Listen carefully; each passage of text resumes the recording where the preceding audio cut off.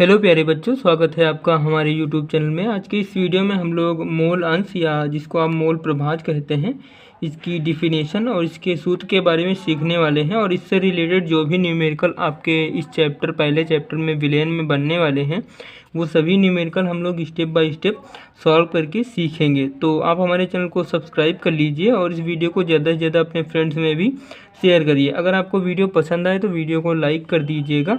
अगर इस टॉपिक से रिलेटेड कोई भी डाउट होता है तो आप कमेंट बॉक्स में टाइप करिएगा, मैं इसको अगले वीडियो में सॉल्व कर दूंगा। तो चलते हैं हम लोग क्वेश्चन की तरफ बढ़ते हैं और इसकी डिफिनेशन और जो भी सूत्र है उसको सीखते हैं। सबसे पहले आप डिफिनेशन देखेंगे।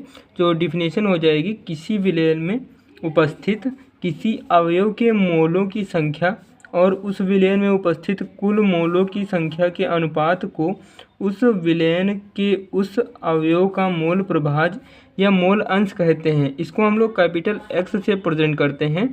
अगर आपको ये डिफिनेशन नहीं समझ में आई है तो कुछ इस प्रकार आप समझ सकते हैं कि अगर मोल अंश या मोल प्रभाज की आपको डिफिनेशन बनाना है तो आप लिख सकते हैं, किसी विलेन में कोई विलेन रहा होगा, उसमें किसी अवयव के मोलों की संख्या और विलयन में उपस्थित मिश्रण में कह सकते हैं आप, या फिर कह सकते हैं विलयन में उपस्थित कुल मोलों की संख्या के अनुपात को उस विलयन का मोल प्रभाज कहते हैं। ये तो आपकी डिफिनेशन हो गई। इस सूत्र से आप बना सकते हैं। आपका जो मोल अंश मोल प्रभाज का सूत्र होगा वो इतना होगा, आप इतना जो देख पा रहे हैं ये रहेगा। लेकिन हम जब न्यूमेरिकल में पुट करेंगे, ये न्यूमेरिकल में आंसर निकालने के लिए यानी मोल अंश को फाइंड आउट करने के लिए इसका यूज़ करेंगे, तो आप इस तरह नहीं रख सकते। इसमें आपको कुछ चेंजेस करने पड़ेंगे। तो चेंजेस क्या रहेंगे आप देखिएगा। अगर हम ये मान लें कि यदि किसी विलयन में विलेय के जो हैं वो n मोल घुले हुए हैं और विलायक के जो हैं वो कैपिटल N मोल घुले हैं, तो वहाँ पर जो मिश्रण में कुल मोलों की संख्या जो हो जाएगी वो स्मॉल n प्लस में कैपिटल N, क्योंकि आप जानते हैं विलेयन जो होता है वो विलेय और विलायक से मिलकर बना होता है। क्योंकि स्मॉल n जो है वो विलेय को प्रेजेंट कर रहा है, जबकि कैपिटल N जो है वो विलायक को प्रेजेंट कर रहा है। तो यहाँ पर दोनों को अगर मिश्रित कर देंगे तो वहाँ पर मिश्रण में कुल मोलों की संख्या निकल कर हमें पता चल जाएगी। अब यहाँ पर जो सूत्र है उसको अगर आप विलेय का मोल अंश निकाल रहे हैं तो यहाँ पर स्मॉल m रखेंगे। कुछ आप इस पर नीचे देख सकते हैं, मैंने सूत्र लिखा है। इस वीडियो को मैं एक बार पहले रिकॉर्ड कर चुका हूं, बट कोई किसी इशू के कारण वो डिलीट हो चुकी, इसलिए मैं इसको दोबारा शूट कर रहा हूं। तो ये मैंने लिख दिया था पहले ही, तो आप समझ जाएंगे। मैं आपको बता दूंगा क्या इसका मतलब है। अगर आप विलेय का मोल अंश निकाल रहे हैं तो उसको एक्स ए से प्रेजेंट करेंगे और यहाँ पर विलेय के मोलों की संख्या स्मॉल m अपॉन में जो विलेय के मिश्रण में कुल मोलों की संख्या होगी वो स्मॉल n प्लस में कैपिटल N रहेगी।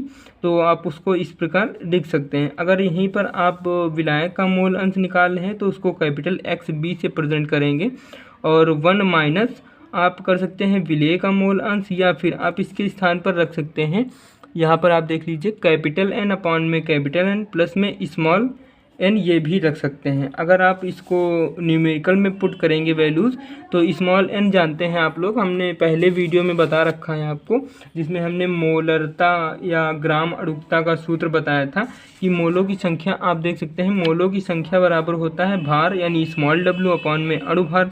यानी मोलों की संख्या को हम लोग स्मॉल n से प्रेजेंट कर सकते हैं। Small n is equal to w upon में m हो सकता है। तो यहाँ पर हम रख सकते हैं small n is equal to w upon m।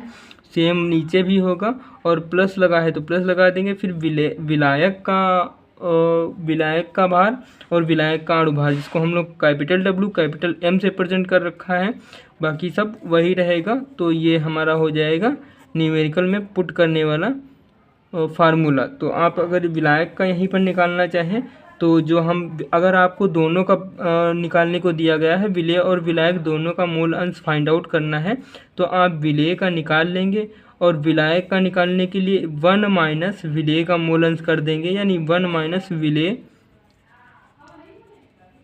विलेय का मोल अंश आप कर देंगे। तो यहाँ पर आपका विलायक का मोल अंश फाइंड आउट हो जाएगा। तो इस प्रकार आप इसको फाइंड आउट कर सकते हैं। ज़्यादा इसमें कोई डिफ़िकल्ट नहीं है जो मैं आपको बताऊं, बस आपको खास डिफिनेशन है और ये इतना सूत्र है आपका।